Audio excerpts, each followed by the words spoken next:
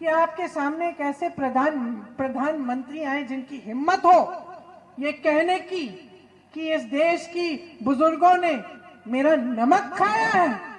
तो दोस्तों, उत्तर प्रदेश की लड़ाई क्या पहुंच गई है सीधा नमक पर। किसने किसका नमक खाया?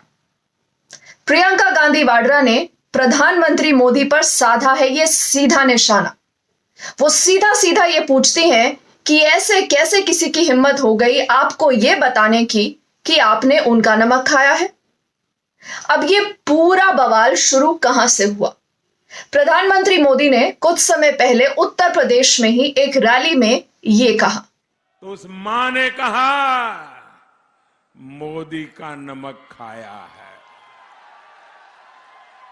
तो आपने सुना, यही वो बयान है जिसको लेकर ऑपोजिशन लगातार आक्रामक स्वर में प्रधानमंत्री मोदी पर अटैक कर रहा है। अब इस पूरे अटैक के बाद बीजेपी ने भी अपने सुर बदले हैं। प्रधानमंत्री मोदी ने अब क्या कहा, सुनिए। मैं मेरी गरीब माताओं बहनों को कहता हूं, मां, नमक आपने नहीं खाया है, नमक तो आपका मैंने खाया है। तो दोस्तों, क्या अब नमक ही तय करेगा कि कौन जीतेगा उत्तर प्रदेश? कौन बनेगा असली राजा? किसने किसका नमक खाया? और इस नमक को लेकर इतना जबरदस्त इस समय बवाल मचा हुआ है कि ऐसा लग रहा है कि क्या नमक ही वो सबसे बड़ा मुद्दा है। क्योंकि देखिए, ये एक ऐसी चीज है जिसको लेकर तमाम राजनीतिक दल इस समय बात कर रहे हैं। प्रधानमंत्री मोदी ने ये चर्चा शुरू करी, उसके बाद अखिलेश यादव ने भी उस तमाम बयान को लेकर एक रिस्पॉन्स दिया। उन्होंने इसको सीधा सीधा गरीबों और उनके आत्मसम्मान के साथ जोड़ा। उसके बाद प्रियंका गांधी, जो अखिलेश यादव से ज्यादा आक्रामक नजर आती हैं, उनका रिएक्शन भी आपने सुना। तो कोई तो वजह होगी ना कि तमाम राजनीतिक दल नमक के मुद्दे को इतना बड़ा बना रहे। अब कई जगह पर यह भी हुआ है कि हमने बहुत सारे जब लोगों को सुना है, आम जनता को सुना है, वो ये भी कहते हैं कि हमें नमक नहीं चाहिए, हमें रोजगार दिलाइए। तो रोजगार की भी बहुत सारी चर्चा है, रोजगार को लेकर बहुत सारी आवाजें उठ रही हैं। अब देखिए, यहां पर कोई ये तो डिनाई नहीं कर सकता कि चाहे वो एम्प्लॉयमेंट हो, चाहे वो इन्फ्लेशन हो, जो महंगाई है, ये सब बड़े मुद्दे हैं। छुट्टा पशु का पूरा इशू भी हमने देखा है। वहीं दूसरी तरफ से यानी भाजपा की तरफ से भी मुद्दे उठाए जाते हैं, लॉ एंड ऑर्डर को लेकर, फ्री राशन को लेकर, नमक को लेकर। तो इन मुद्दों की गूंज किस हद तक वोटर्स में सुनाई दे रही है, उसका आकलन आप इसी बात से कर सकते हैं कि नमक को लेकर लगातार ये चर्चा बढ़ती जा रही है। और देखिए, हम ये भी जानते हैं कि बहुत कम ऐसा होता है कि प्रधानमंत्री मोदी अपना कोई भी बयान बदलते हैं। अब कुछ ही दिनों के अंदर ये बयान क्यों बदला? क्या भाजपा को कहीं ना कहीं ये लगने लग गया कि नमक को लेकर जो उन्होंने बयान दे दिया वो कहीं उल्टा तो नहीं पड़ गया? और उसी का डैमेज कंट्रोल यहां पर प्रधानमंत्री मोदी कर रहे हैं। बार बार जिस तरह प्रियंका गांधी हो या अखिलेश हो, उन्होंने इस मुद्दे को काफी बड़ा बनाने की कोशिश करी। तो क्या इस मुद्दे का रेजोनेंस ऑन ग्राउंड नजर आ रहा है? और यही वजह है कि हम देख रहे हैं कि बीजेपी ने अभी एक कोर्स करेक्शन करने की कोशिश करी है। और दोस्तों, एक और बात याद रखिएगा, अगर आपको कभी चोट लग जाए और घाव हो, उस पर आप नमक लगाते हैं ना, तो वो बहुत जलता है। तो क्या ये घाव पर नमक छिड़कने की बात है या नमक पर घाव हो जाएगा? ये देखना बहुत ही इंटरेस्टिंग होगा। क्योंकि जिस तरह हम लगातार उत्तर प्रदेश के चुनाव में देख रहे हैं ना कि हर चरण के अपने अपने मुद्दे, अपने अपने समीकरण हैं। ऐसा नहीं कि एक कोई बहुत बड़ा मुद्दा है जो हमने तमाम सारे फेजेस में देखा है। कुछ ऐसे रन इन मुद्दे हैं, चाहे वो इन्फ्लेशन की बात करें, गरीबी को लेकर जो लगातार चर्चा होती है, रोजगार को लेकर बात होती है, ये सारे मुद्दे हैं। और ये सारे मुद्दों को लेकर क्या किसी तरह का जन आक्रोश भी हमें लोगों में नजर आ रहा है? देखिए, उत्तर प्रदेश की जो लड़ाई है ना, अब वो अपने लिटरल स्लॉग ओवर में पहुंच गई। हर बल्लेबाज यहां चाहता है कि वो छक्का मारे, लेकिन कहीं वो छक्का मारते मारते आउट तो नहीं हो जाएगा, ये भी देखना होगा। अब मोदी के मैजिक को लेकर लगातार चर्चा होती है। क्या प्रधानमंत्री मोदी का मैजिक अभी भी कायम है? क्या वो मैजिक बढ़ गया है या वो मैजिक कम हो गया है? ये तमाम बातें साफ हो जाएंगी नतीजों को लेकर, और नतीजों में अब एक हफ्ते से भी कम का समय रह गया है।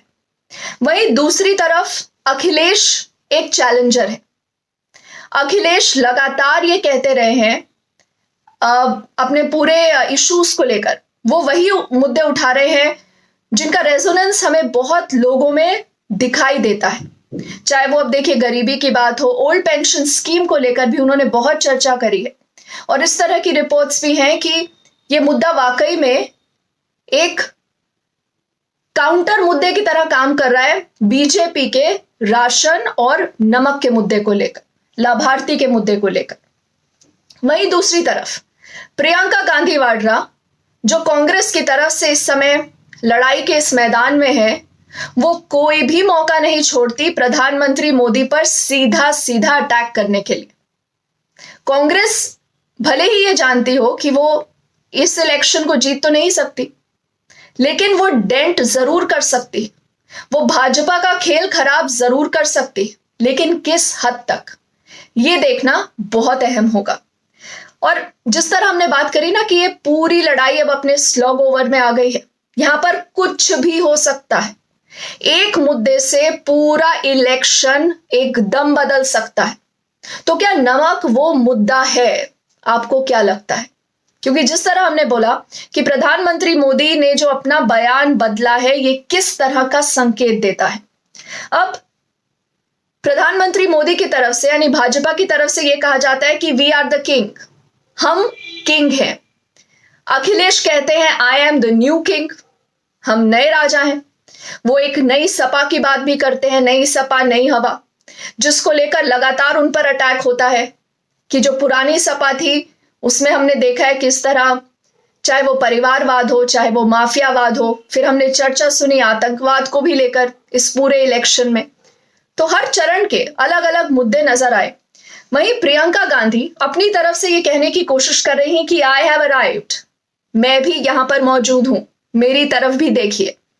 और हमने ये भी देखा है कि उनकी भी रैलीज में काफी जन समर्थन नजर आ रहा है, लेकिन क्या ये जन समर्थन वोटों में तब्दील होगा और किस हद तक, कितनी सीटें कांग्रेस ला पाएगी और वो किसका नुकसान करेगी, यही कहीं ना कहीं तय करेगा कि कौन उत्तर प्रदेश में जीत हासिल करेगा। उसके बाद बात करते हैं युवाओं की। देखिए तमाम जो रैलीज हो, हमने बहुत एक्शन देखा है बनारस में, प्रधानमंत्री मोदी का जबरदस्त रोड शो, उसमें बहुत सारे लोग पहुंचे। वहीं दूसरी तरफ अखिलेश ने भी एक पूरी रैली का आयोजन किया और उसमें भी हमें काफी संख्या में लोग नजर आए, भीड़ ही भीड़ नजर आए। प्रियंका गांधी भैया राहुल गांधी के साथ वो भी बनारस में है, वहां भी बहुत सारी गतिविधियां हो रही, बहुत सारे बयान आ रहे हैं, मंदिरों में पूजा करते नजर आ रहे हैं, उस तरह की तस्वीरें आती हैं। तो तमाम लोग, तमाम जो एक्शन है ना और तमाम हलचल बनारस के केंद्र में इस समय पहुंच गई। और वैसे तो देखिए पूर्वांचल की जो ये बेल्ट है ना, ये वैसे समाजवादी पार्टी का गढ़ माना जाता है। अगर आप एक बनारस की सीट को छोड़ भी दे तो सपा कितनी मजबूत हो जाएगी अपने इस गढ़ में। लगातार हम जो बात करते हैं कॉम्पोजिशन को लेकर यहां पर कि बहुत सारे गरीब है इस इलाके में, और यही वजह है कि जो नमक को लेकर चर्चा हो रही है, जो लाभार्थियों को लेकर चर्चा हो रही है, जो फ्री राशन को लेकर चर्चा हो रही है, वो इन फेजेस में आपको ज्यादा सुनाई और दिखाई दी है। अब देखिए अखिलेश ने तो फ्री राशन के मुद्दे पर यह भी कहा था कि हम लोगों को घी भी देंगे, तो वो ये भी कहते हैं कि भाजपा तो आपको इतना देती है लेकिन हम आपको इनसे बढ़कर देंगे। वो ये भी बार बार बताने की कोशिश करते हैं कि भाजपा का जो राशन है वो तो सिर्फ आपको मार्च तक मिलेगा, लेकिन अगर हम आ गए तो हम आपको अगले 5 साल तक पूरा राशन और उसके साथ ये एक्स्ट्रा चीजें जैसे घी वगैरह भी देंगे। लड़ाई तो कहीं ना कहीं नजर आ रही है।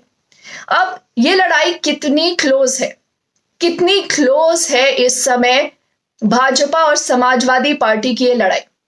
क्योंकि देखिए, जब क्लोज कॉन्टेस्ट हो जाता है ना, तो हर सीट, हर कंस्टिट्यूएंसी बहुत इंपॉर्टेंट होती है। तमाम जो ऐसे नेता हैं जो इसमें इस समय विधायकी का चुनाव लड़ रहे हैं, वो क्या अपनी सीट बचा पाते हैं नहीं, ये बहुत जरूरी हो जाएगा। क्योंकि बहुत सारे ऐसे सिटिंग एमएलएज हैं जिनके खिलाफ लोगों का गुस्सा है, लोगों की नाराजगी है। लोग ये कहते सुनाई देते हैं कि वो लोग कहां थे, हम उनसे ना मिल पाते थे, ना उन्होंने हमारी कोई मदद करी। तो ये जो पूरा गुस्सा है, ये किस तरह वोटर के दिमाग में और वोटिंग में अपना असर दिखाएगा। क्योंकि अगर क्लोज कॉन्टेस्ट हो जाता है ना, तब तो ये एडवांटेज बीजेपी होगा। या फिर दूसरा एक सिचुएशन या एक सिनेरियो ये हो सकता है कि जिस तरह हमने बंगाल में देखा था ना, एकदम जबरदस्त सी लैंडस्लाइड आ गई। क्या अखिलेश उस एक लैंडस्लाइड की तरफ बढ़ रहे हैं? क्योंकि कहीं ना कहीं एक मोमेंटम भी नजर आता है। अब युवाओं की अगर बात करें, क्योंकि यहां गरीबी है, तो गरीबी से लड़ने का सबसे बड़ा हथियार होगा कि आप जाकर कमाई कर पाए, आपको एक नौकरी मिल पाए, रोजगार मिले। इसीलिए यहां पर बेरोजगारी का मुद्दा बहुत बड़ा मुद्दा है और इसी को लेकर अखिलेश यादव ने अपना पूरा कैंपेन यहां पर किया भी है। बार बार वो लोगों को याद दिलाते हैं कि क्या आपको भाजपा के दौर में नौकरी मिली, और नहीं मिली तो क्यों नहीं मिली, और क्या आप इस बात को याद रखेंगे। तो एक जो जन आक्रोश है युवाओं में, उसको कहीं ना कहीं भुनाने की कोशिश अखिलेश यादव करते हैं। अब बीजेपी को लेकर दोस्तों ये भी कहा जाता है कि ये एक अश्वमेध का घोड़ा है जिसको रोकना नामुमकिन है, और वो लगातार आगे बढ़ता जाता है। क्योंकि मोदी है तो मुमकिन है, और मोदी के मैजिक को लेकर भाजपा ये आश्वस्त है कि तमाम जो उसने काम किए हैं, ना ही सिर्फ स्टेट के लेवल पर लेकिन सेंटर के लेवल पर भी वो उसको उत्तर प्रदेश में जीत दिला पाएंगे। लेकिन क्या ऐसा हो रहा है? क्या ऐसा होगा? या जो ये अश्वमेध घोड़ा है, ये अखिलेश रोक पाने में कामयाब होंगे? क्योंकि अगर अखिलेश कामयाब हो गए तो यकीन मानिए, ना ही सिर्फ उत्तर प्रदेश लेकिन देश की जो राजनीति है ना, उसकी दिशा एकदम से बदल जाएगी। सब कुछ बदल जाएगा। भाजपा के अंदर भी बहुत सारी चीजें बदल जाएंगी। और इसलिए हमने देखा है कि चाहे योगी आदित्यनाथ हो, जिन्होंने गोरखपुर से अपना चुनाव लड़ा है, उन्होंने भी पूरा दमखम लगाया, और अब प्रधानमंत्री मोदी ने भी अपने क्षेत्र में और पूर्वांचल की इस बेल्ट में इतना समय गुजारा है। अब एक और बात मुझे यहां पर ध्यान आती है, महाभारत की बात करें तो हमने ये भी देखा था कि किस तरह अभिमन्यु ने सारे चक्रव्यूह सक्सेसफुली भेद कर दिए थे। सारे चक्रव्यूह एक के बाद एक उन्होंने तोड़ दिए थे। वो फंस गए जाकर आखिरी वाले चक्रव्यूह पे। तो कहीं अखिलेश की हालत उस तरह तो नहीं हो जाएगी कि अभी तक तो आपके पास मोमेंटम था, लेकिन जब प्रधानमंत्री मोदी बनारस आ जाते हैं, वहां पर समय बिता देते हैं, रोड शो हो जाता है, तो अखिलेश की हालत बिगड़ जाती है। और अखिलेश को मुझे लगता है कि इस खतरे को लेकर एक आभास भी है, और यही वजह है कि हमने देखा है कि अखिलेश ने भी प्रधानमंत्री मोदी के इसी गढ़ में एक बड़ा रोड शो किया है, और वो भी लगातार ये बात उठाते रहे हैं कि भाजपा के पूरे रूल में किस तरह लोगों को दिक्कतें हुई हैं। और आपने एक और बात नोटिस करी होगी कि अखिलेश यादव ने सीधा सीधा प्रधानमंत्री मोदी पर कम ही अटैक किया है। उन्होंने ये कोशिश करी है कि ये पूरा जो चुनाव है ये लोकलाइज्ड रहे, यानी लोकल जो लोगों के डेली इश्यूज हैं, जिस तरह गरीबी की बात होती है, महंगाई की बात होती है, रोजगार की बात होती है, छुट्टा पशु की बात होती है, ओल्ड पेंशन स्कीम की बात होती है, इन्हीं मुद्दों को लेकर बार बार अखिलेश यादव ने चर्चा करी है। तो ये उनकी तरफ से एक स्ट्रैटेजी है। और जिस तरह हमने बात करी मुलायम सिंह ने भी, आप की ध्यान रखिएगा, अपना सेकंड अपीयरेंस किया इस पूरे कैंपेन में अखिलेश के साथ। और ममता बनर्जी भी हमें नजर आती हैं। ममता बनर्जी का क्या रोल है ये हमने पहले भी बात करी है।